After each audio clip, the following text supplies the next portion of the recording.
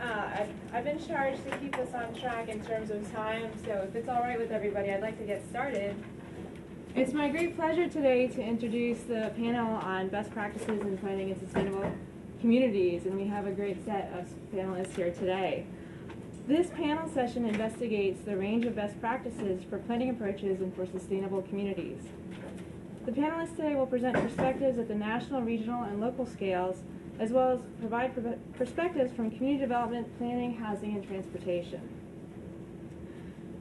The panelists will provide some examples and approaches for solutions to addressing some of the issues around equity, environmental justice, affordability, and accessibility to food and infrastructure in the built environments and along the waterfronts in Maryland and in Washington, D.C. So this is really sort of the next stages, as Jacoby mentioned, in terms of looking at the problems and now really thinking about, okay, well, how do we start to address some of these challenges? What are some of the solutions to some of these problems?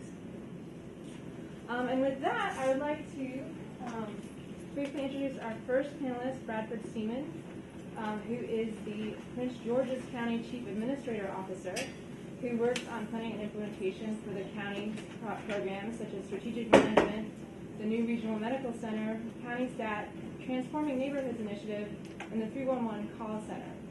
And with that, I'll turn it over to Brian.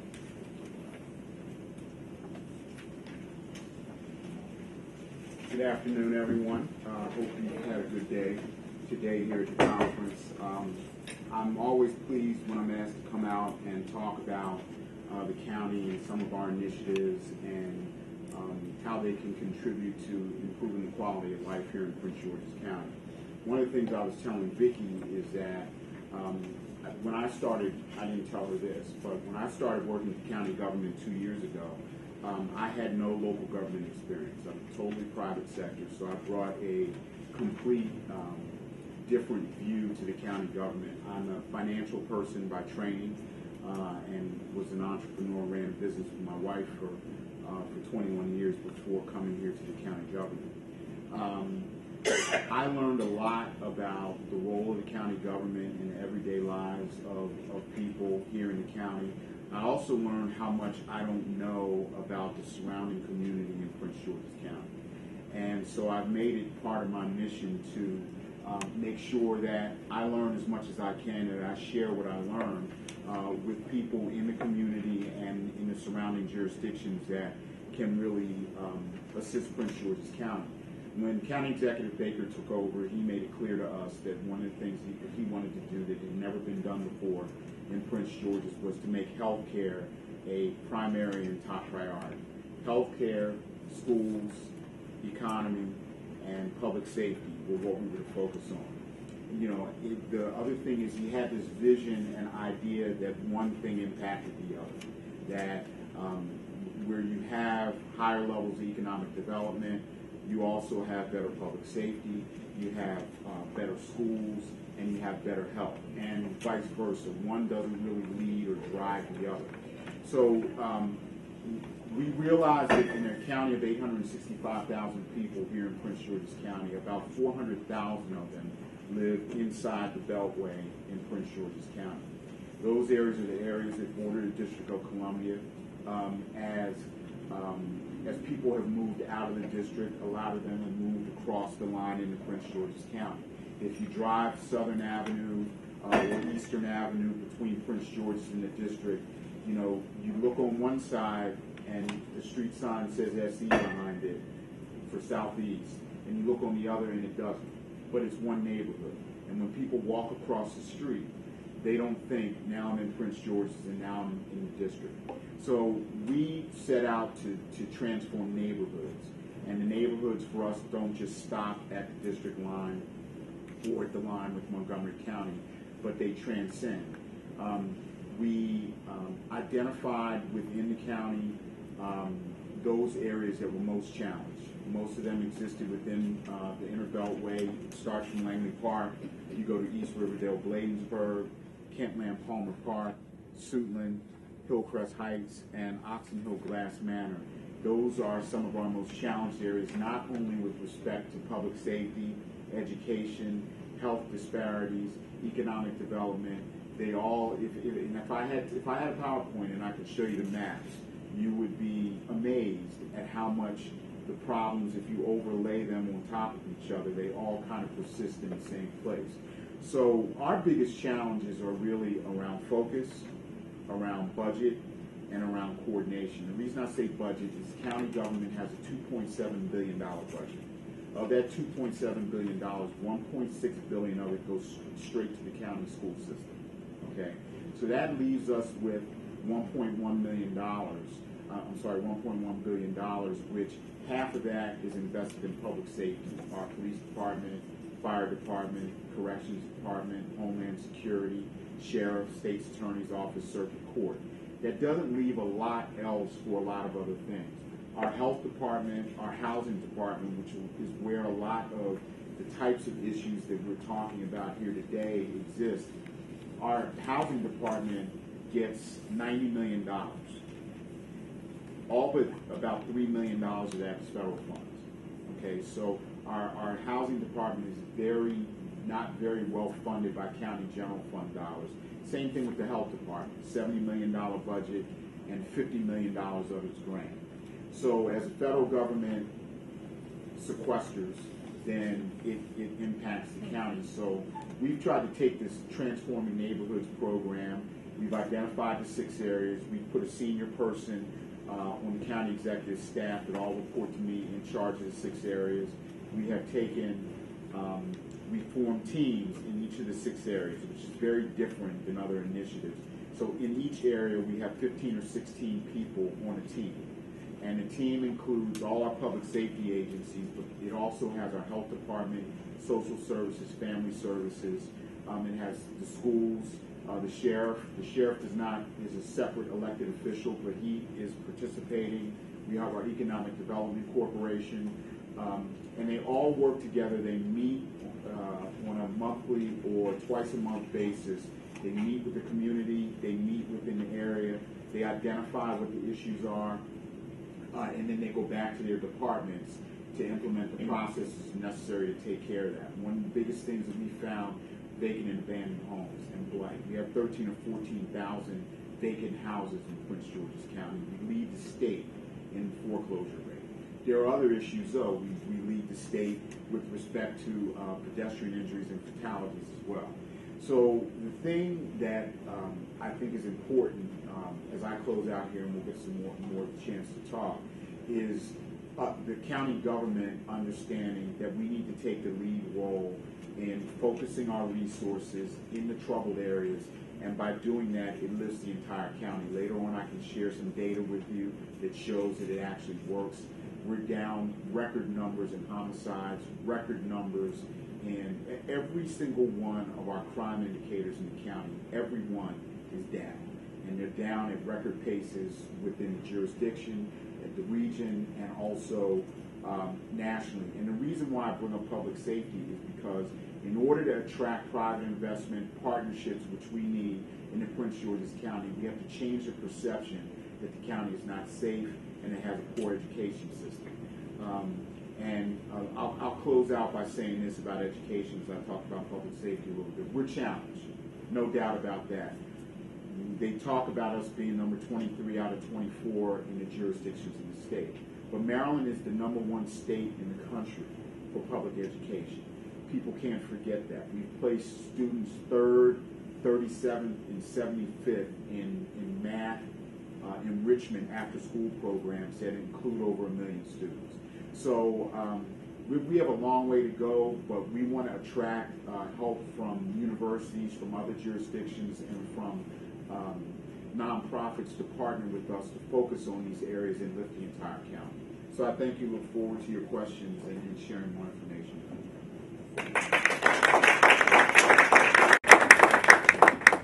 Thank you, Brad. If you guys don't mind holding questions, because we'll let the panelists speak, and then we'll be able to open it up to discussion. Our next speaker is Tanya Washington Stern. She is the Chief of Staff at the DC Office of Planning, where she has overseen agency management, legislative outreach, communications, and special projects. She leads the Office of Planning's Healthy by Design initiative to promote access to healthy food and active living amenities in DC. And I'll keep my introductions brief just because I want to give them time enough to say what they're here to say. Thank you.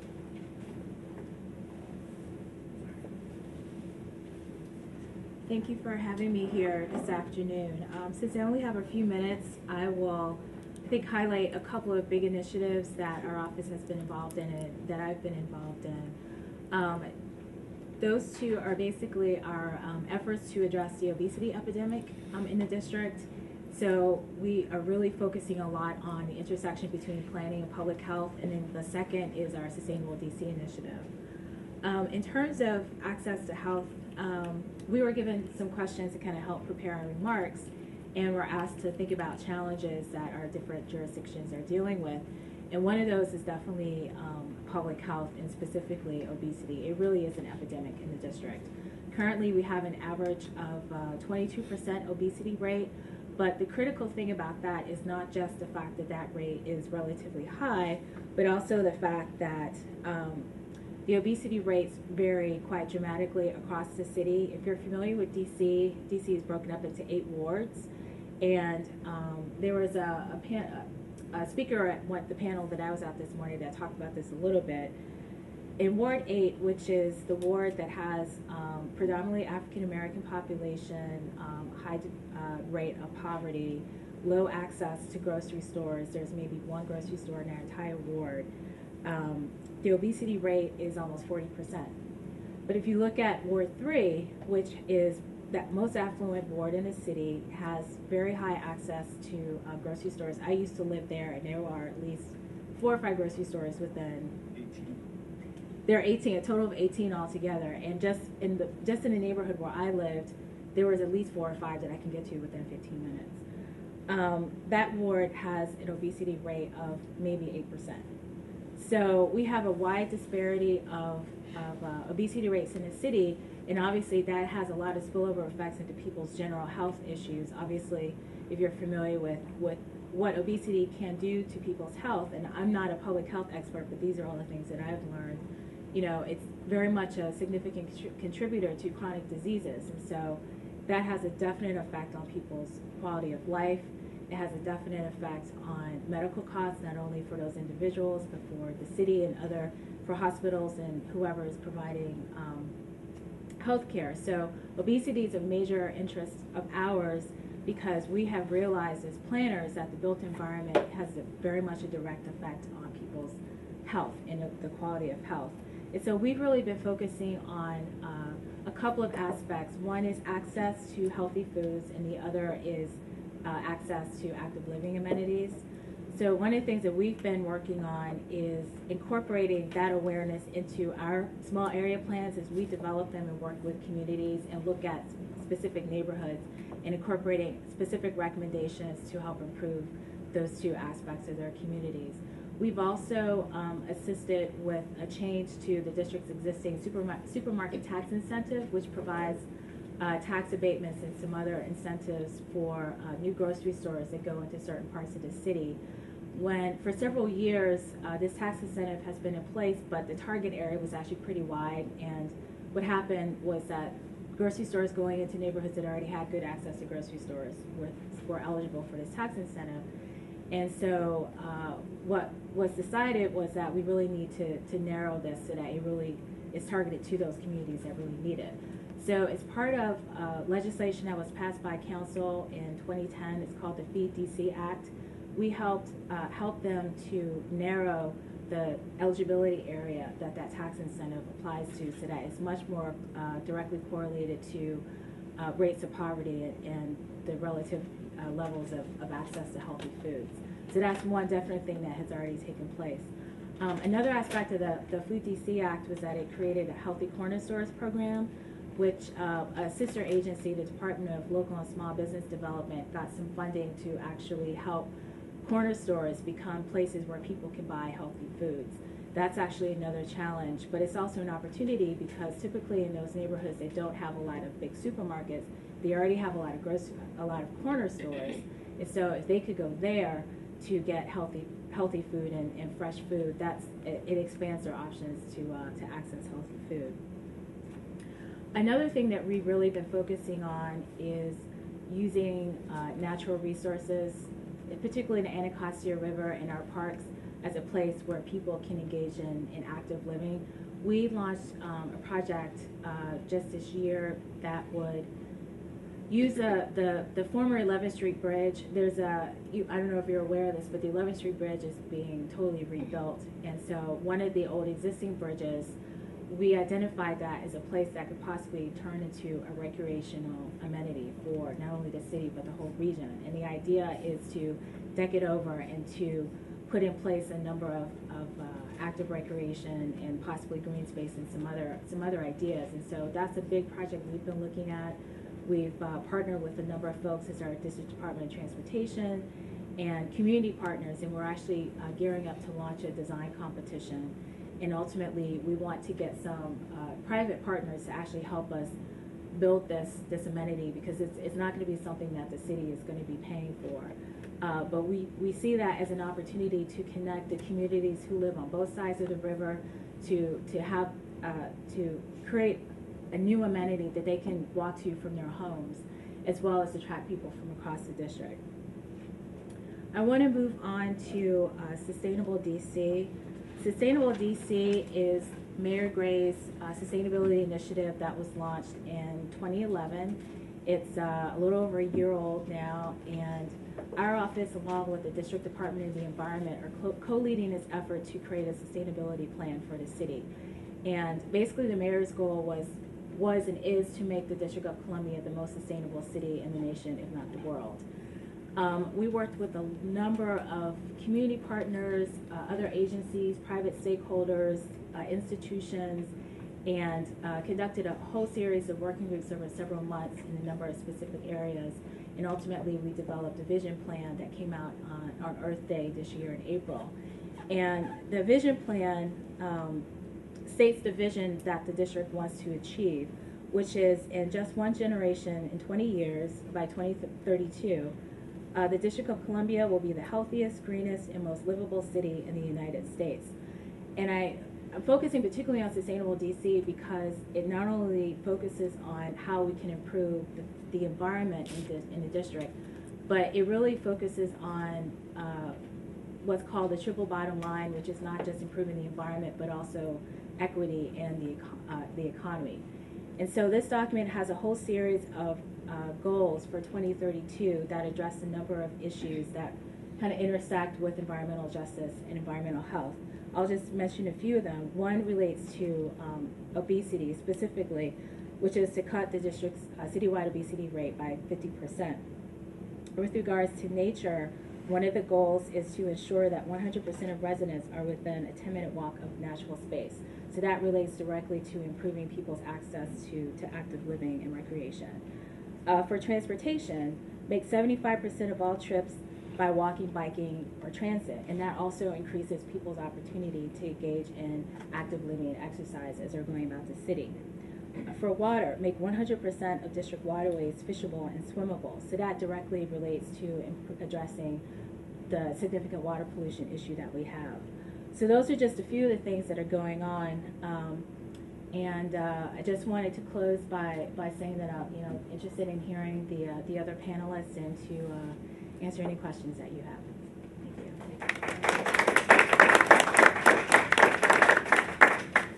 Thank you, Tanya. Our next speaker is Susie Rule, who's the Senior Attorney Advisor for the U.S. EPA Office of Environmental Justice.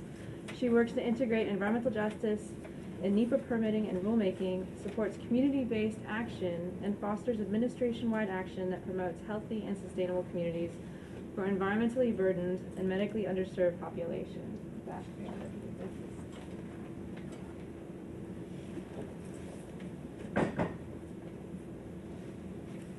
Well, good afternoon. It's after lunch, and I had 2 desserts, so I have a lot of sugar in me to keep me going.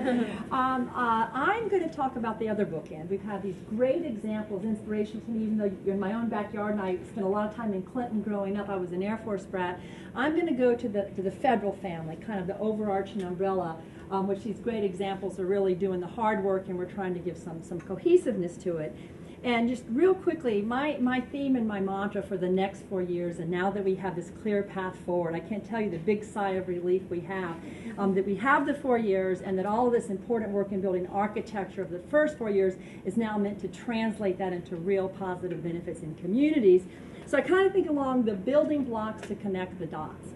And the building block piece is the important work we've talked about and heard Bernice Travis Miller talk about in terms of environmental justice, this recognition that if you are low income or minority, you're most likely overburdened with pollution, underserved with access to health care and other infrastructure needs, and you're historically underrepresented. But that's the old news, that's the old business. What are we going to do about it besides keep talking about it? So that's where I like the notion of connecting the dots. And I think there's been very important work done in the first 4 years to try to say that it's not just EPA that is responsible for the problem in terms of governance.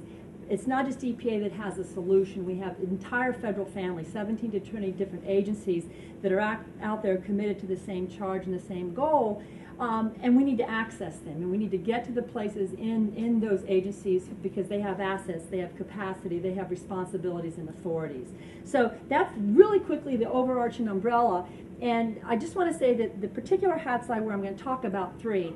I do come from EPA's Office of Environmental Justice, and you've heard a lot about the history. I think what's exciting in the path going forward is some work that we're doing with actually looking at our legal authorities to not just think of environmental justice as an aspirational goal, as something that's discretionary, but something that there's some mandates to do that. And I think we've all heard about the executive order, which sets out, great goals and great targets, but the environmental statutes, the Clean Water Act, the Clean Air Act, the Superfund laws, all have very important authorities that address sensitive populations, populations that are overburdened. And we need to be mindful of some of the best practices that we can tap into, and also be thinking from a sustainability perspective how we can take violations of the Clean Water Act with discharges into surface waters or destruction of wetlands, and how can we start employing green practices, things that don't require this discharge into the rivers altogether. So I think there's a whole suite of opportunities that we need to be looking at, and we need to be equipped when we have our conversations so that it's not just to pursue environmental justice because it's a good idea. We're going to pursue environmental justice because there's authorities in the law that require you to do these things. So that's one big area of activity. Another activity, and I want to point out Ryan Campbell in the audience who's done a lot of work with this, is the work that we're doing with the HUD, EPA, DOT Partnership for Sustainable Communities. And I could not be more excited about a partnership because I've seen a clear transition from the walk and to the from the talk into the walk. And essentially, this is a partnership that was created early on in the first administration, where the goal was to say that your transportation decisions, your housing decisions, your environmental decisions should all be coordinated so that you don't solve one problem and cause another. You don't need to be placing your affordable housing next to a highway where you're going to have a lot of health effects from the exposures to the PM 2.5 with the noise and so on and so forth. And they said that we want these decisions to be coordinated, and to do that we need to align our policies, our programs, and our funding opportunities within these 3 agencies so that we're working toward that same goal of healthy and sustainable communities. And so there's been a lot of work in terms of trying to find what we call reciprocity between funding with all of the programs, so that as grants are given, we can combine some of them so groups don't have to apply to 3 different agencies. They might be able to have one proposal that's going to at least hit 2 of those funding opportunities. And also making sure that there are requirements within the funding so that the people who are most burdened in that community can be part of the solution, and making sure some of those dollars do get to the hands of these communities. So the HUD DOT EPA partnership is very exciting. Ryan and I work on what we call our Team EJ, and that's the recognition that you just can't talk about sustainability in a vacuum. You have to know that there are many communities that aren't even at the starting line to talk about smart growth. And so it's bringing them to the table. And with this next 4 years, what the game plan is, and what we're planning to do is to start off with, now that we've woven environmental justice and sustainability, how do we integrate health? And so we're working with the HHS agencies, primarily with CDC, to try to say, okay, let's make our decisions be mindful of this great triangle. So that's another kind of layer. And the third is actually under the Federal Interagency Working Group on Environmental Justice, again created back in the 1990s with the executive order, resurrected at the principles level. This last administration, 17 different federal agencies signing a memorandum of understanding, making a commitment to produce or update their environmental justice strategic plan, report on that every year so you have accountability. So in essence, we have roadmaps for environmental justice from 17 different federal agencies.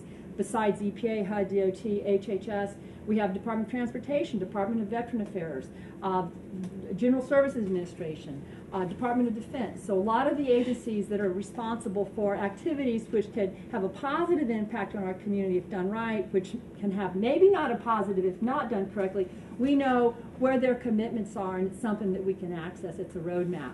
Also within that interagency working group, we have a couple of special focal areas, and one of them is the National Environmental Policy Act. How many of y'all are familiar with NEPA? Oh, that's great. I love it. It's my new favorite statute. It was actually the first statute I filed a lawsuit under, so I've loved it for a long time. Long time ago. Essentially what we're trying to do is recognize that NEPA up until this point has been used as a fourth quarter tool to try to perhaps stop projects that have not done the proper analysis at the front end. Sadly, if you look at the Supreme Court decisions, the ranking is 0 to 16 to 1, and we only got that one because the courts didn't rule on the NEPA issue, so we've lost by trying to use it as a fourth quarter tool.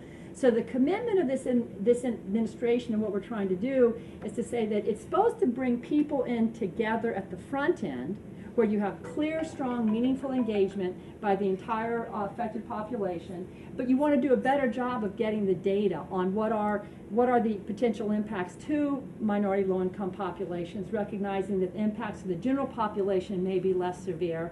How do we take that information and think of a better idea of alternatives? How do we better mitigate those practices? So I think especially those of you who've been using this tool, and even if you haven't found it effective, just know that we're really trying to help 17, 20 different federal agencies understand how to do it right so that it is sensitive to environmental justice.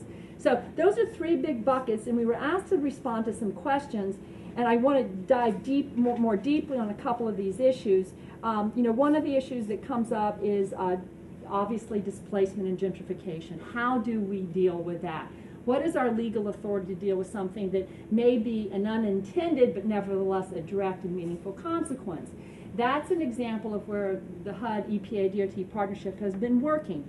Like I said, they have changed their funding requirements so that you can bring to the table and provide some capacity for community members to be part of the planning at the front end and the front stages. So I think that's an example of where the agencies clearly recognize this as a real threat to sustainability, and they're really trying to do things to address that. That's one small piece, but it's an indication of something larger. In terms of some overall best practices, our office, the Office of Environmental Justice, as well as EPA's Office of Sustainable Communities, has produced what we call our Environmental Justice and Smart Growth and Equitable Development document, but it basically identifies seven different strategic key areas that can go to advance sustainable and using smart growth, equitable development, and environmental justice. And these relate to things such as meaningful engagement, public health, transportation decisions, housing decisions, and supporting the existing communities. So again, it's meant to be a real user's guide with some actions and some methodologies, as well as some really good case examples and success stories on how these tools have been used. Again, it's hard evidence that this administration isn't just about the talk, but it's about the walk, but the walk has to obviously be done hand in hand with community members, local governments, and so on and so forth. So I think that's something that's really exciting coming forward. We were asked to talk about the challenges and barriers, and I think the elephant in any living room is essentially capacity for community organizations to achieve what they want to achieve. It's the recognition that the funding going to the big agencies who have the big dollars, such as HUD, such as DOT, tend to be formula funded, going to grantees that are not community-based organizations.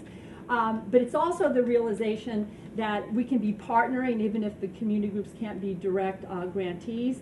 A success story that I like to talk about is Bridgeport, Connecticut, a little bit outside this region.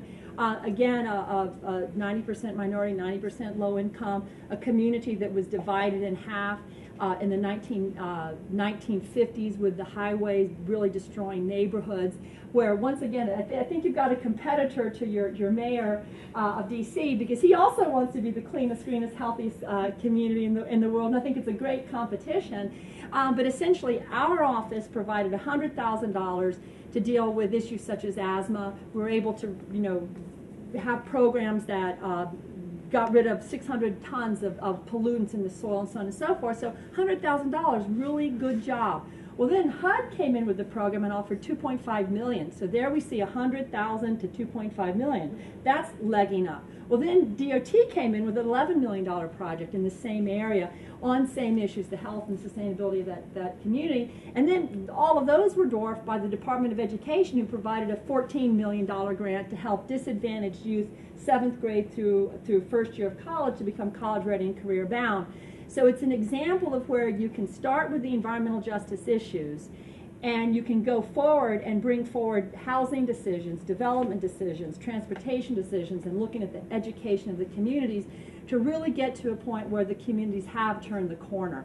And I think that the example of success for Bridgeport is that, again, going to this issue of gentrification, is that the process provided $1 million of those dollars to create a waterfront so that the low-income, disadvantaged communities that are suffering from obesity, who don't have access to healthy food and to recreation, can get to the water and have a waterfront. So I think this is the first of an example of where we're seeing some silos breaking down. We're seeing all of these dollars being put together, but it's only the first. And I think there's a lot more work that needs to be done to make what right now is a passive process into active, where we're very strategic in going forward with that. So I think my parting message is, I don't know how many of you remember Woody Woodpecker. Who remembers Woody Woodpecker? You know, cartoon. It's kind of an age thing here. But we need to be the Woody Woodpeckers, not just at EPA. Keep coming to EPA, keep knocking at our door, pounding down those doors. But you need to put that same energy and that same intensity going to the rest of the federal family, because there are many people in these agencies that are as committed to our environmental justice as EPA is, and they have a lot more money to work with.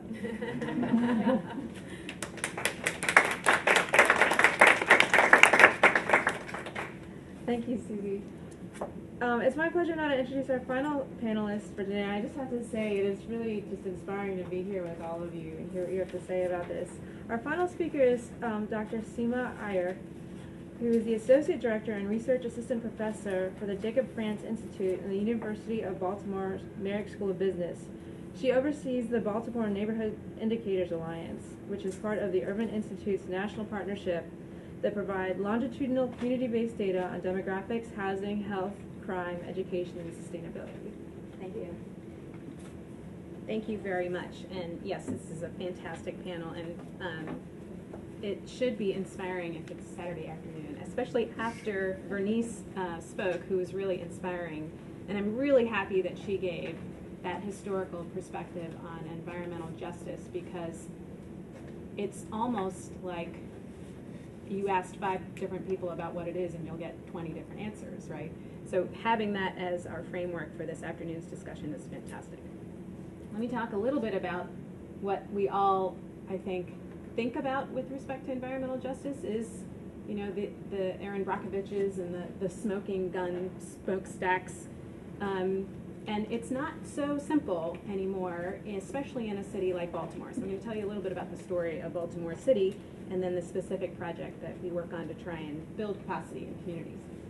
So industry in the city of Baltimore, we've lost thousands and thousands and thousands of manufacturing jobs, and we've lost thousands of port-related jobs, which is the basis of why Baltimore City existed as a city. But in the early 2000s, the city recognized that these are actually really well-paying jobs that employ many people in the city of Baltimore, and we needed to actually protect our industry. So we started off in a process called the Maritime Industrial Zoning Overlay. Yes, zoning is about environmental justice, and thanks again to Bernice for plugging zoning. The city of Baltimore is actually going through a zoning rewrite, literally just launched and introduced this past October. So those of you that are interested in zoning, possibly researching zoning, living in Baltimore City, please do attend your planning board meetings right now. It is all about environmental justice in the end. So protecting industry became a critical part of kind of the precursor to the eventual rewrite Baltimore zoning code that has been introduced. So for almost, I worked in the city planning department for about 6 years. I headed up the research division, and I had overseen a couple of different legislation, including a land bank in the city of Baltimore, which didn't go anywhere, including about their relationship with the port. Their grandfather worked there. That's how they met. That was their first job. Apprenticeships that they had. Senators state delegates that all start off with some connection to the port. So it was not just about a job, it was about cultural identity to many people. So a little bit about industry in most of our cities is that it is this ambiguous relationship. It isn't a smoking gun anymore. There are many, many more controls over our industry in the city of Baltimore. And we have gotten rid of some of the housing that is right around some of our closest industries. So in some ways it's a success story, and in other ways it's something that we need to keep doing the Woody Woodpecker on all of our industrial areas in the city of Baltimore. But it's something that we need to protect. So that's, I think, the latest, 21st century relationship with industry. So no smoking gun with respect to environmental justice, which means that it's everywhere. And we've heard about a bunch of different topics where environmental justice hits. So in the city of Baltimore is no exception. We unfortunately, Prince George actually grew population. So we are unfortunately the only jurisdiction in the state of Maryland that lost population. So Baltimore is not only dealing with all these environmental justice issues, but dealing with depopulation and concentrated poverty that results from that level of deconcentration. So environmental justice in the city of Baltimore is all about depopulation. We're losing people. And in some ways, that's the #1 issue for us in the city to repopulate. So let me tell you a little bit about the Baltimore Neighborhood Indicators Alliance, which is, again, one of 36 partner cities and partner locations to serve as a data intermediary to get information out to communities in an annual and more timely basis. So for whatever city you might live in, you probably have one of these. Obviously, DC has one, Neighborhood DC, Neighborhood Info DC. But it's meant to get information in the hands of community organizations that can actually use them to advocate for themselves. And we certainly have public health related indicators. We have tons of housing related indicators and education. So let me give you some lessons that we've learned from looking at neighborhood level data over the last 10 years. Housing is really the big story with respect to environmental and justice in the city of Baltimore. If you look historically, it's been pretty well documented that precisely where we have our levels of concentrated poverty is where it was redlined prior to World War II. Redlining based on HUD mortgage rates. It's literally where there was a red line in the 1937 HUD funding is exactly where we have a vacant housing issue. So we looked at, even though Baltimore City lost population in the last decade, 35% of our neighborhoods actually grew. And so the question was, what is working in those 35% of our neighborhoods that actually grew? And it was actually two major things. Crime isn't the story anymore.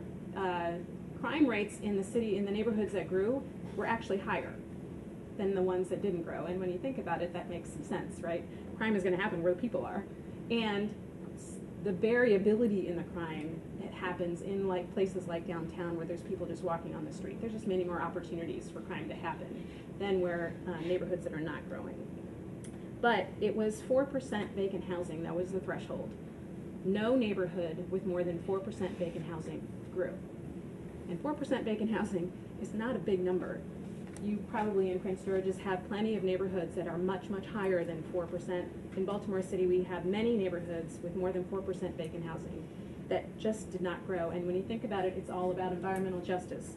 Who can live with that level of dilapidated housing? There's a lot of research on mental health issues of living in certain types of areas, and people are not choosing to live there, which is not a surprise. With respect to the zoning code, one of the big things that came up is access to crime around our liquor stores. So one of the big fights that is coming up potentially in Baltimore City is decommissioning and de-densifying most of our liquor stores. So that is something that if you're interested in that topic, please come join us. Advocate for us to make sure that we can reduce the concentration of liquor stores, which is pretty clearly connected to access to crime, but has a disproportional effect on the owners of these corner stores that provide liquor, and it has brought out a Korean association of grocers to fight against the de-densification of liquor. So it's a new world with respect to environmental justice. Now we're talking about people of color of a different color, and that is something I think we need to all follow in the city of Baltimore. And the final thing that came up is, of course, lack of transit. Baltimore City does not have a very robust transit system. We have a couple of lines. And in the 21st century, I think environmental justice is all about mobility. Even if you have a fantastic neighborhood in the city of Baltimore and we can track your quality of life measures, you still need access to the region. You need access to the region to get to the airport. You need access to the region more and more to get to a job. You need access to the region for recreation. So if we don't have a rapid and mobile way to move our people through some transit, we're only going to continue to depopulate. So vacant housing, transit, those I think are the big issues with respect to environmental justice in the city of Baltimore moving forward. And the role of the Baltimore Neighborhood Indicators Alliance is to try and show people and advocate that this is the information about your neighborhood with respect to others and how you can use that to affect change. So I look forward to your questions.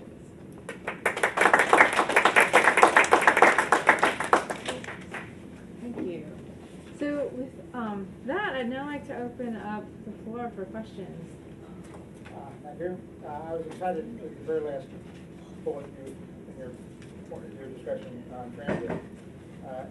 Certainly, the availability of transit is as much a question of environmental justice as it is a transit highway facility being built right next door. So I truly hear that. I'd like to direct this back to Mr. Seaman. On December 17th in Fort Washington, there's going to be a public hearing in UPWT on new transit service in Prince George's County. I'm thrilled to think that we may have new transit service in Prince George's County. I believe that's the same night in which there's going to be a public hearing conducted by WMATA about the relocation of the Southern Avenue bus garage. And the site selected is Morningside, where there is a community of residents. It was selected over another site that, where there is a more clear negative impact in traditional environmental justice terms, where some large polluting facility is going to be built in a neighborhood where there are people living. The point I'm making, I hope, is that there's a lack of concern within the constrained budget in Prince George's County, a lack of concern for the provision of service, providing mobility for residents with the limited resources that we have. But we're essentially, since this site was selected partially with the understanding that the county executive has agreed to it over any other site, we're proceeding apace with impacting negatively an existing community with a bus garage, which could logically be sited elsewhere, where they're in fact within the same general area. There's county-owned land in the industrial area. The county's own bus system owns some of that land.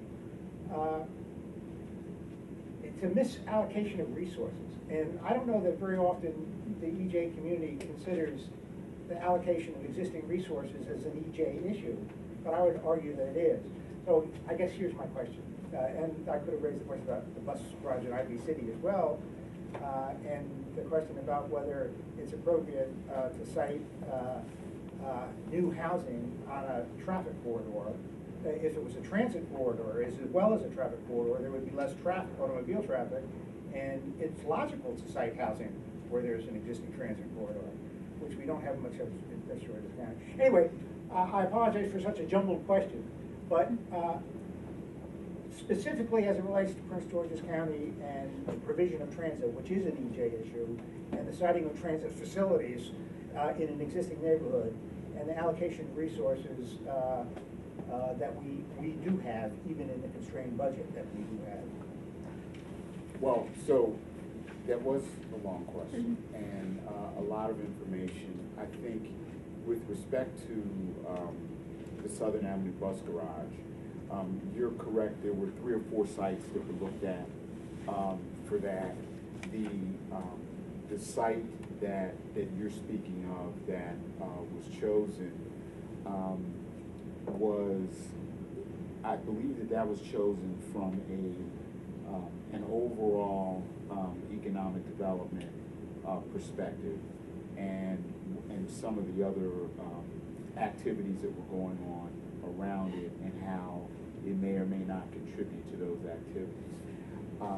one thing that I would agree with you on as these types of decisions that are made, I think that in Prince George's County, we are so thirsty and hungry for development. I mean, we talk about, we have 15 transit metro stations that are predominantly undeveloped. We have made a lot of pitches to have federal agencies locate at these transit sites to, sort of jumpstart things. And so I think that additional attention could be paid to environmental justice issues as some of these decisions are made, because I think they're being made in a broader context of economic development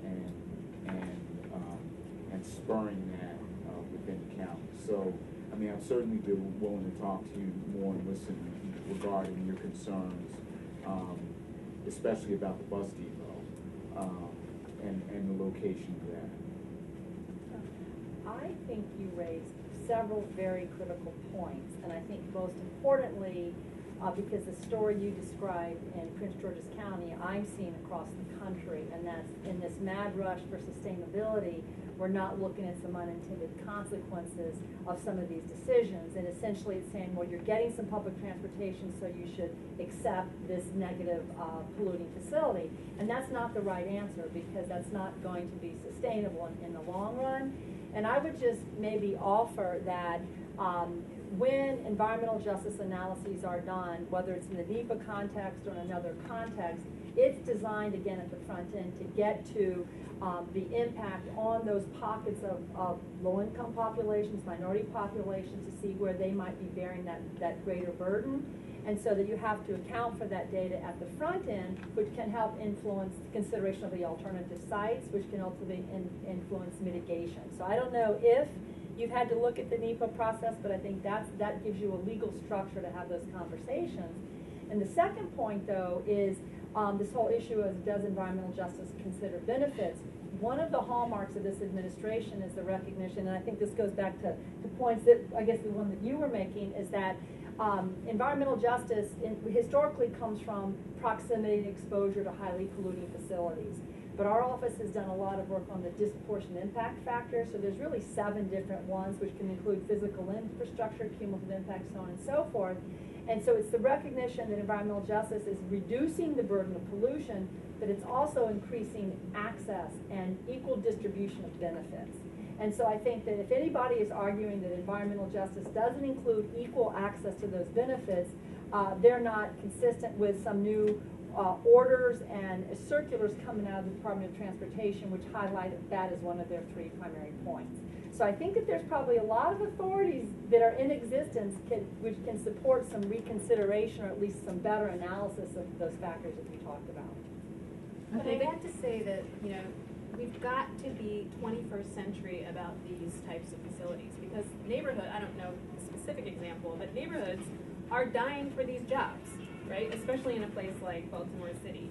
So if we could create the most energy efficient, cleanest bus depot in a place where people could actually have jobs and the community has input, and if there's a way that the NEPA process can get that, and you have, collection of agencies to do that, that's really, I think, what we're after, is a clean bus facility that doesn't have these disproportionate. It's not to put the bus facility in Timbuktu, which nobody can get to. And I think if we as planners, or all of us engaged in this, think beyond, that everything or something is bad, but that we can actually make it better, but we have to actually ensure that it gets better. Okay, actually, so I have down portrait, so the woman by the portrait, and then the guy with the scar. In order for questions. So if you... Me? Yes. Oh, okay, thank you. Hi, I live in the District of Columbia, and one of the issues that I'm intimately familiar with is the concept of elders sheltering in place. Now, some communities that are highly populated by elders are often the first communities that people think of as in need of gentrification or reformation. The federal housing Section 202 program often supports putting large new senior citizen housing developments in neighborhoods that have home ownership rates that are astronomically high relative to the district. The district has roughly 49% ownership, whereas some neighborhoods have 82% ownership, and certainly a vacancy rate well below 4%.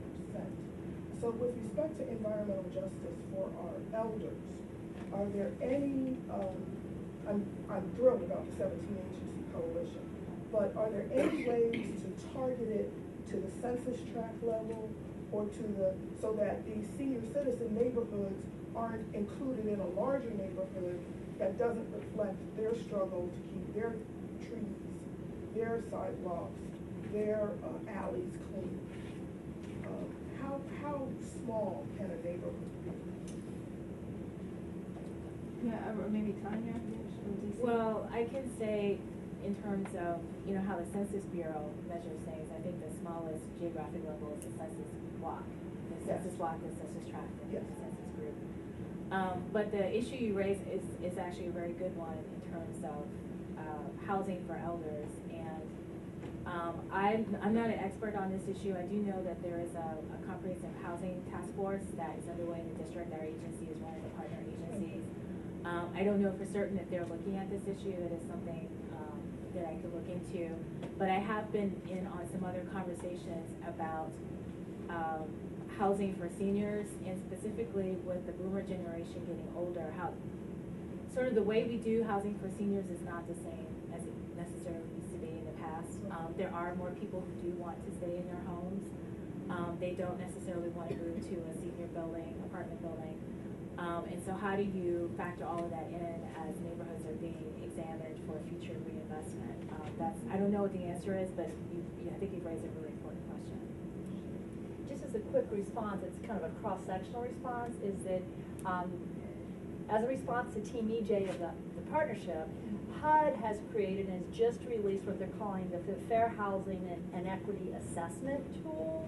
And it's designed to evaluate their funding into a particular, and I'm fairly sure it goes down to the census block, maybe the census block group level, but it's looking at a number of different parameters, which include environment, which include some of these equity issues, to say how well are they doing.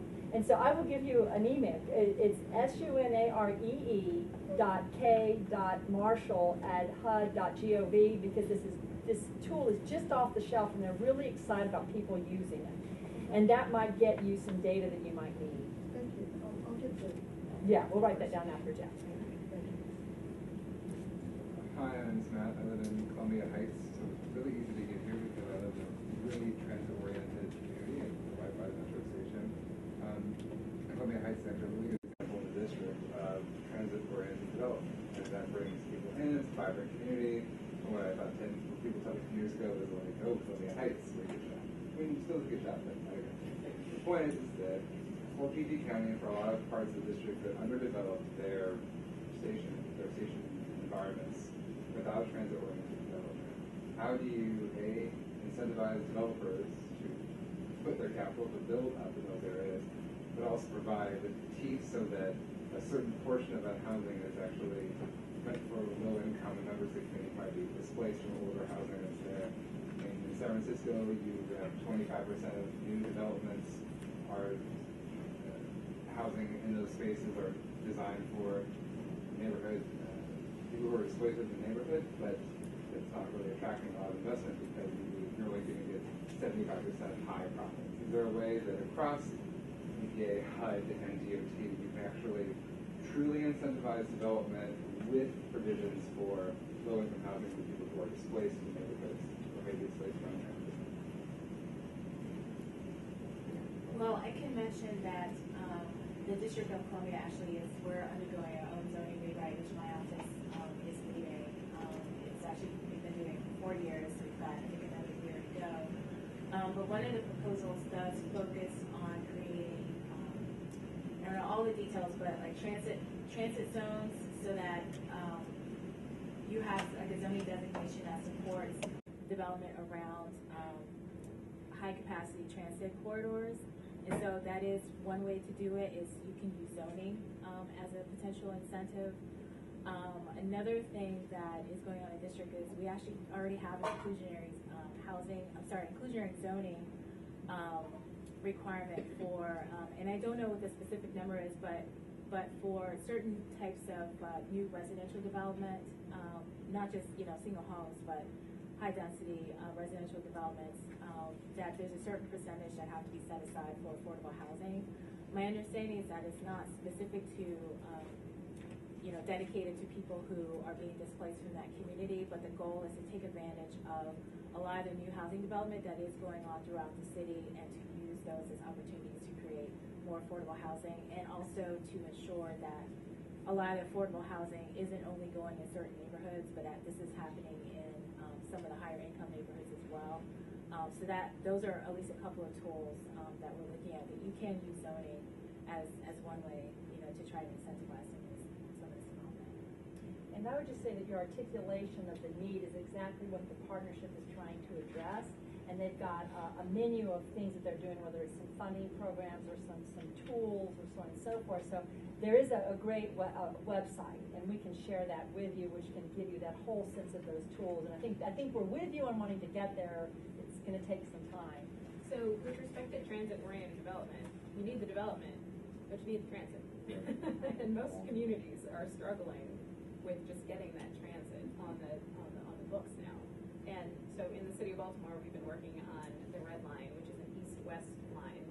We have plenty of north-south, or we have some north-south lines, and we're trying to get the east-west line. So until that line comes in, if it comes in, where the neighborhoods that grew, which I mentioned before, have actually good transit. It's not a shock. The city of DC, I think there's an interesting statistic. It gained something like 60,000 people. You would know better, but it did not increase the number of cars on the road. So people that moved to DC moved specifically because they could ditch their car. And that, of course, goes to affordability. There's obviously the new Housing and Transit Affordability Index. And looking at the people that choose urban areas, they will choose it if they can ditch their car. And that's a certain lifestyle, that's a certain type of household that does that. If it's a choice issue, obviously there's people that live in these areas that don't necessarily have a choice. Right, just to piggyback on what you were saying, in the district, between the 2000 and 2010 census, the district's population grew by 5.7%, and then another year later, it had grown by over another additional 2.5%. So we gained, I think, an additional 17,000 residents. And what we've seen is that the district's population as of last year was about 618,000, but the number of vehicles that have been registered has actually stayed flat over the last 10 years. It's around 270,000. So what has happened is that not only because people are moving into areas where there's already good transit, but there's actually even more transportation choices available. So you have not just people living near a metro rail station or a metro bus. We've got the circulator bus. We've got Capital bike share stations. And one thing that I forgot to mention earlier is we've got the streetcar plan, and there's actually one line has already been completed, another one is under construction. And one of the goals with the streetcar line, which is being built by the District Department of Transportation, is to actually continue to expand access to transit, because you can use the line to create some new connections that don't exist. So for instance, if you want to go east-west, it's actually not so easy using transit to make those types of connections, but if you put in a streetcar line that can run between a couple of subway stations in different parts of the city, then all those residents who live near there will have easier access to jobs and other amenities. And also, our office did a streetcar land use master plan that we completed about a year ago that really looked at, if all these different proposed lines are built out, what will be the economic consequences, not only in new housing being built, affordable housing opportunities, jobs opportunities, tax revenue opportunities. So we're definitely well on board with transit-oriented development, but also there's still opportunities to do even more, even in DC. Maryland is a very different place and a place of opportunity around us. My name is Scott Spencer, and I do lots of things. But the state of Maryland actually created TOD districts in the state. So it's designated by land use. And they also create an opportunity for TOD funding through the Transportation Trust Fund for development around transit-oriented development sites. The thing that they have not done, and because with the first round of TOD sites that were selected in the state were selected primarily because the state owned the land around the transit station area, Greenbelt. They owned the land because that way they could actually then drive development around the site. The one thing that the state has not done has created, because this is a local zoning issue. And so as the owner of the land, he owns land and actually set the rules of engagement. They have not created a destination for affordable housing around those TOD sites. So that's a thing that's a piece of legislation that the state can actually move forward. Part of the reason that there's been resistance to it is because of the marketplace. They say the developers won't develop. Again, you can change the rules to make it happen. You can provide density bonuses. You can provide all sorts of stuff. You can provide the infrastructure. The state could actually build the infrastructure for the DOD to drive down the cost of the land. But that's the next step issue, especially in a state like Maryland, where we have a pretty rich array of available sites for DOD. Up and down the MARC corridor, around the 25 associations that exist in the state of Maryland, in Baltimore, to actually then make TOD both mixed use and mixed income. Okay, thanks. And you, and then the one with the scarf, and then in the back. Yeah, regarding TOD, I mean, we talk more about it, in our local county government as much as anything else. And, I mentioned the undeveloped metro stations that we have. I agree with Scott with respect to development and incentivizing developers. I've seen more than one instance of which developers had issues developing around a station because the mix of the housing, the affordability, and the market rate, and there was a gap, that was left that the development community was not, willing to take on. But on the other hand, you compare that. We recently took a visit to the Roslyn-Ballston area, and we looked at, and just in that area alone, they had more office space than we did maybe in all of Prince George's County. It was very close. And we were jealous because the people that, gave us a tour talked about how they gave no incentives to developers in order to make that happen there, but it took 16 years for it to happen. So, my point is that I think, particularly in Prince George's County, what we have to do is focus. We have to show that it's a good investment, and we have to do that by picking out certain places and making those places good places, like down the street from here, in the area where Bus Boys and Poets is, in the area where West Hyattsville Station is. And we have to do things that we can do to incentivize. We have a $50 million economic development incentive fund that we set up that we're willing to use. And I'll close out by saying this. That fund had not been passed by our county council at the time that we were vying for the HHS building that is in Montgomery County. That building, we lost. It stayed at the current site. It was appealed by developers to the GAO, and the GAO said that the best site for the location was in Prince George's County. But Prince George's County has some challenges with respect to perception on education, crime. I agree with Seaman that crime is not the issue.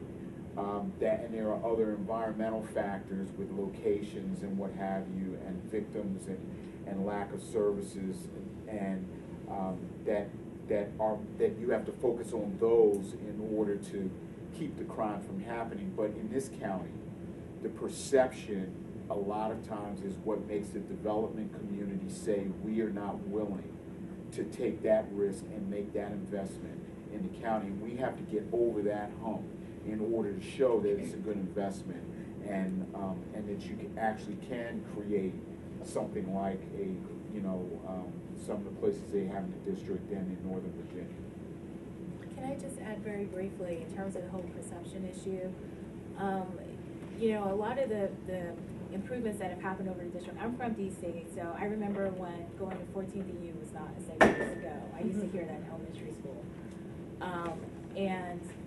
But with going back to Mayor Anthony Williams, one of the major successes that I felt he achieved was getting over that perception.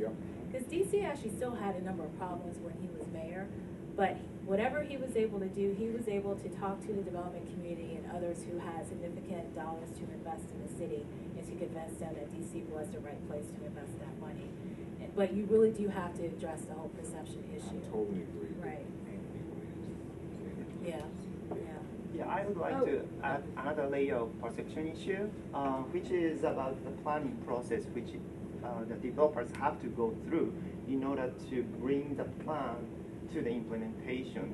And I mean, I'm not quite sure this is all true, but some people are mentioning that the planning process in the PG counties takes much longer than in Montgomery County, which is a big drawback from developers' perspective, because they have you know, the balance between the risk and expected profit, and then as the time goes by, and then they start building up the cost, but then the expectation of profits may shrink over time. So that's something that the developers care about, and then maybe something that all municipalities needs to address. Thanks, Sarah. Oh, I'm sorry, you had your hand. Yeah, I think Tanya Washington Stern answered it in a previous answer somewhat, but my question was about, community planning methods that took into account or focused on zoning for different economic levels of housing, and my general question was whether or not you all value in that, what are the implications of it? But it sounded like that was the project that you're working on, and that there is value. Well, I think in general, when we do our small area plans, they are very much community-driven processes, and so we don't. I can say our general philosophy is not to go into community and say we're going to decide the way your neighborhood should be and who should live there. That's not what our role is. Our role is to work with the community, for us to use our expertise, and to come up with recommendations that will be beneficial to that community, but also has buy-in for that community. And so we're very, I think, sensitive to the varying economic levels throughout the city, but I think that the general philosophy undergirding what we do is something that I hear the mayor talks about a lot, which I think you've mentioned, which is just because certain parts of the district have had a lot of these benefits doesn't mean that only those neighborhoods should benefit from that, that there's a lot of benefits that need to be spread across the entire city. And so what we try to do with our smart area plans is figure out what we can do in certain communities so that they can also benefit from a lot of the new amenities, you know, better access to grocery stores or what have you, whatever is needed in that community, so that they can also share in a lot of the improvements that have gone on in the city. But so with respect to, you have to think about older areas versus newer areas, right? So Baltimore City is 300 years old. Our zoning code is going to physically change maybe 1% of anything that's already on the ground. It's the process that's going to change. You know, people's relationship with the city government is going to change through the zoning code. How they can actually do development is going to change, and what the PUD process is. So the process is going to be totally different, and that is critical for communities to actually feel engaged, feel empowered with whatever development changes do happen. But the vast majority of the place is not necessarily going to physically change, which means that the mix either is going to be there or it's not, or if where it's going to happen, hopefully the communities will be engaged in that process. And developers are pretty clear about what the expectations are from the community aspect. So I think older areas, and not just literally urban, but older areas have a particularly key role in zoning. Newer areas have to think about, you know, what's coming and what might be coming with respect to physical development. In older areas, it's really about the relationship that you're going to have with your local government. Brad? Yeah, I was just, to the gentleman, I've mentioned crime education, and the last piece is ease of doing business with, and getting permits and going through you know, our land use and zoning process. Prince George's County has a bad reputation for that. One of the things that we've done to address that is we've set up a new department of permitting, inspections, and enforcement. Previously, our Department of Environmental Resources housed not only our sustainability functions, but our development functions as well, and so the mission was unclear.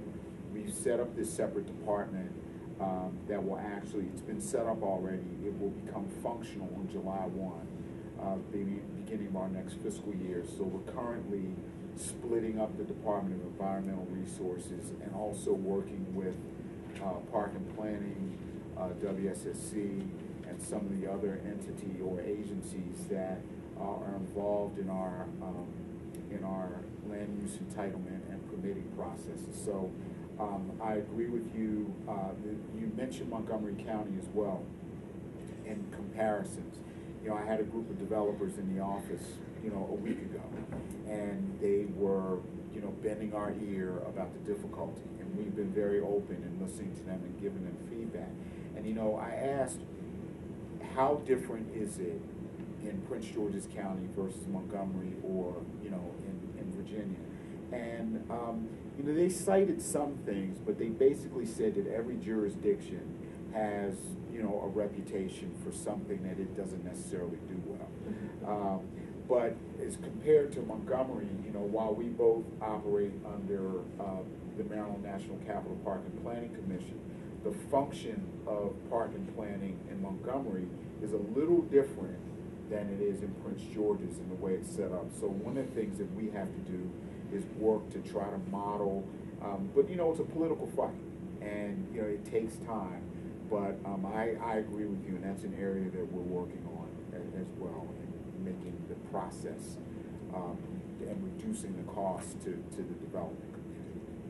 Susie, and then I know let the audience talk. Okay, so my next, Brent, I believe in the back. Yeah, hi.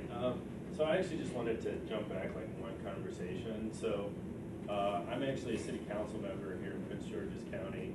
And one of the things, and this is true here, and I think it's true in a lot of places, is I often wonder, like, how do we get to, like, really holistic zoning that can really make things work? Because if you build the greenest building in the world out in a greenfield where people have to drive to, you're not getting ahead. And conversely, if you build a bunch of gray buildings right on top of transit, you're really not getting ahead either. And because in Prince George's we do have so many opportunities at transit stations, I'm always telling people, you know, that we're actually lucky, if we can think about it in the right way, that we miss a lot of the development because they're spending $4 billion to undo Tyson's Corner. So, and make that a more functional community, a greener community, a more walkable community, and we missed all that. And so I think that how do we get to the point where, because we have been so hungry for development and looking at places like that, let's not start building that while they're taking it out. And some of that is really driven through zoning, because how do you get the environmental standards and transit-oriented development and everything like that to overlap? And, you know, one thing that I always hear that just makes me tired is about how, you know, tough environmental standards mean we can't have nice things. Well, nobody has tougher environmental standards than Montgomery County, and they have all sorts of nice things. They have tough environmental standards in Fairfax County and in the district.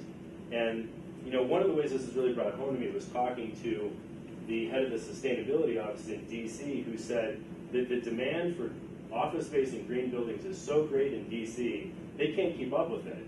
And pretty soon people are going to have to start looking elsewhere. We have opportunities in Prince George's County, so it's like, you know, how can we use these processes to make sure that we're doing things green going forward? Because one thing he said to me that's always stuck with me is, in DC, nobody wants to build the last gray building, you know, because if you're that guy, how soon before that building is empty, because everybody wants to put in their annual report that they're leasing space in a LEED Gold, LEED Platinum building. I just thought it was really fascinating, and it just brought home to me how many different frameworks we really need to bring together to make things like this possible. If I could just respond to that. If you're, the context of, in terms of green buildings, it's the district passed the Green Building Act of 2006, which essentially mandates that any, you know, new construction, new residential, commercial construction, or substantial renovation over, I think it's maybe 50,000 square feet or so, has to be LEED certified. When the act became law, for the first several years, it was basically went into immediate effect for district government projects. So basically, any district government buildings that have been constructed since then have to be at least LEED Silver. It wasn't until January of this year that the mandate applied to private sector construction, but the private sector latched onto it years ago, and so even though it's only been this year that they have to build this way, they've been building this way for so long, and then realized, hey, this is actually beneficial to my bottom line, that we're actually way ahead. But to kind of go back to your original question, as I mentioned, we're updating our zoning code, and one of the things that we're doing is looking at how our zoning code as it exists right now was last significantly updated in 1958. And so it reflects what was then considered the best characteristics of a city in 1958, which was very car-centric. There are certain neighborhoods such as Capitol Hill, which are very walkable historic neighborhoods. The zoning code in 1958 would not permit those types of neighborhoods to be constructed after that. So what we're doing is using the rewrite of the zoning code to go back and say, you know, what do we want our city to be in the future? What are some of these larger policies that we want to incorporate? So transit-oriented development is one of them. But to go back another step, the zoning code also has to reflect the policies of our comprehensive plan, which we last significantly updated in 2006, and we went through another amendment process in 2010. And that is our 25-year vision for the city, and that's really the document that guides a lot of the zoning and the zoning decisions. It guides a lot of things, our small area plans, and that's where we really articulate, you know, we want to encourage more development around transit-oriented transit stations. We want to encourage more green buildings. We want more affordable housing. And so we can then use the zoning and any zoning decisions to implement the vision that's in the comprehensive plan. I don't know exactly how Prince George's County is set up in that sense. I'm not as familiar with the planning process. I used to live in a county, but it was long before I went to planning school. But that's kind of how things work in the district, is we have this overall vision and everything else has to flow from there. And so you have to articulate what it is that you want somewhere, and then to use these tools to actually implement it. Well, you're in a position of, I don't know, Brad, I don't know, were you about to respond? Well, I was just going to say that, you know, we have, you know, the general plan and master plan and sector plans and what have you, that basically come through Maryland Avenue, Capital Park and Planning Commission, Park and Planning.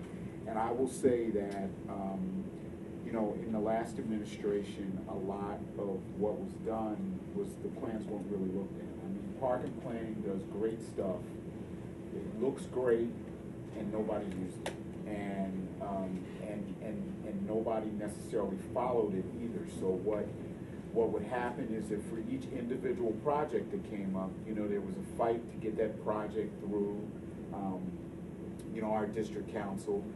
Some of it was political. One of the things that we've tried to do is engage Park and Planning more to take advantage of the expertise that they have and to align some of the things that we're trying to do with what their plans say. I think your point about, this is going to be controversial, but I'll say it anyway. I think that if you compare how undeveloped Prince George's is to both Montgomery and the district, I am not sure that we can hold Prince George's at this stage to the same level of, I don't want to use the word compliance, but we can't be as tough. We have to be a little bit more open in order to get folks to want to make an investment here, so that they can then see that you know you can actually have a successful commercial development in Prince George's County. And so I think the answer is this. I think that we have to come together and we have to have balance. I think that extremes on one end or the other, building a Tyson's Mall now is extreme. You know, we can't do that. But on the other hand, having standards that are too stringent and not being flexible, it's going to kill development as well. So we've got to get together and talk and meet somewhere in the middle about what is best, and then look forward to how, once we get the development going, we can do other things And so I really think a lot of it is collaboration, but understanding that we got to have balance.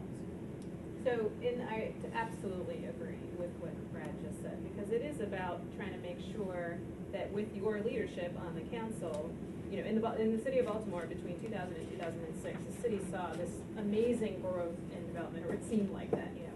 And so all of our council people kind of jumped on the bandwagon to try and put in some stringent development, and the development community themselves coalesced, and we have now a Baltimore development work group. And so any legislation that now comes out, there is a comprehensive view from the development side to make that legislation even better. And so I think that kind of, you know, coalescing and coordination is critical to make sure that your vision and your leadership can be met. Sorry, the woman in the turquoise sweater. Yeah. So I have a question, maybe possibly for Susie or others. But so you mentioned breaking down the silos and the importance of having multi-agencies work together, and I think that's really important. Sometimes people underestimate how much that can put, you know, have a roadblock if you don't have that, or people in their individual agencies kind of working on their projects. So I was wondering, in that example you mentioned in Connecticut, was that a good approach? How could it have been better? How do you work with the funding streams to make sure that they're on the same page, and when they're putting out RFPs or they're giving out money for things, how do you get them to speak the same language and get those people working together? I think it's an excellent question, because even though I think Bridgeport's an excellent example, that silo busting did not come from the federal family. And in fact, it's embarrassing because the different programs weren't talking to each other. It happened organically because it was a small area and the areas overlapped. And so it really came about, I think, because of the leadership at the local level, starting with the mayor, who said, this is what we want our community to be, and enforce the dollars. So that's good. That's success for phase one. But I think, again, for the next 4 years, we have to start demanding at the top down they start doing this. And I can give you some other examples where our office supported 10 what we call EJ Showcase communities in each of the 10 regions in the country. And whereas in Bridgeport it happened to be at the same place, I can give you 5 others where they were side by side, and the EJ community got the 100,000 and the other communities got the multiple millions. So that's kind of the good news, bad news. But the positive side, like I said, is that I think because of the intimate work of the HUD EPA DOT partnership, I think the principles, everything everybody said, even if it might be seen in conflict, is really trying to get to the same place. Is that they have done a lot of work on this whole reciprocity issue and breaking down the funding silos to where you can have these one grants to be inclusive. And that's why, I urge you to go to the website, become very familiar with what they're aspiring to do. Even within the information that's out there, we have who are the people and who are the contacts that you can start talking to within the agency about the particular problems.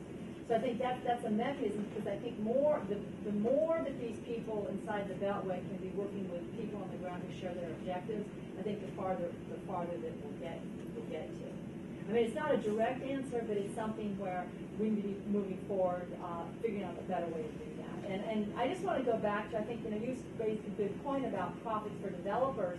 Well, guess what is a problem? I spent 25 years suing EPA before I went to work with them. And what costs the money is the back-end litigation for these projects that were not inclusive at the funded of the communities. And right now, I think we have an opportunity to go forward where if we do start dealing with issues, it's not a question, well, it's a question of how, and it's a question of whether with a bus garage.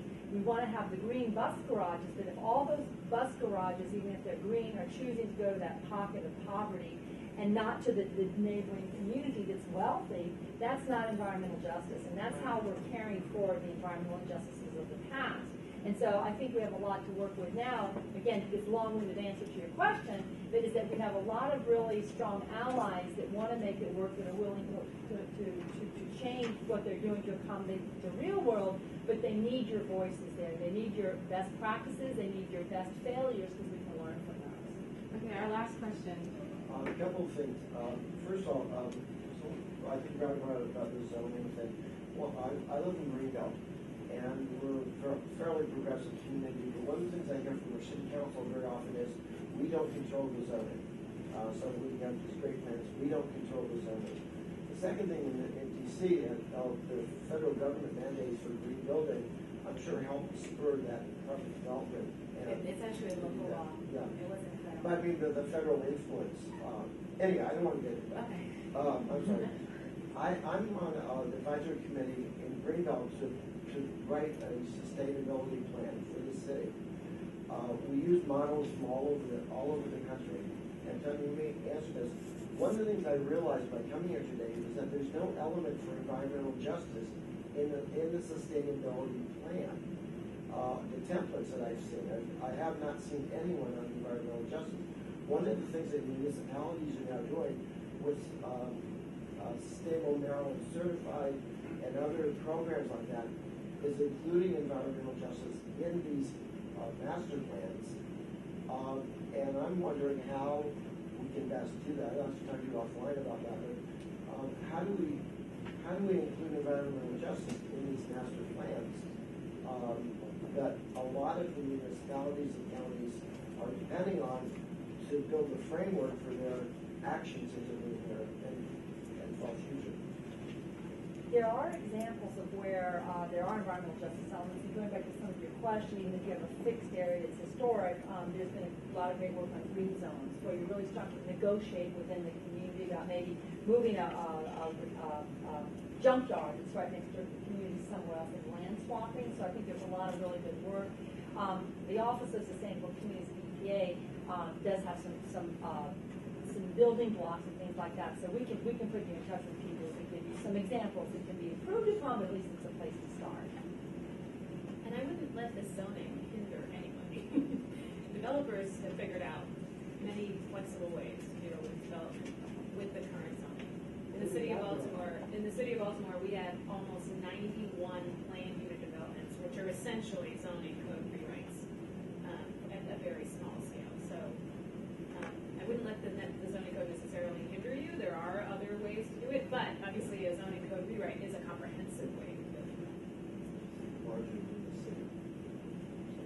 All right, well, I want to thank the participants, and I really want to thank the panelists as well. Thank you so much for a great presentation.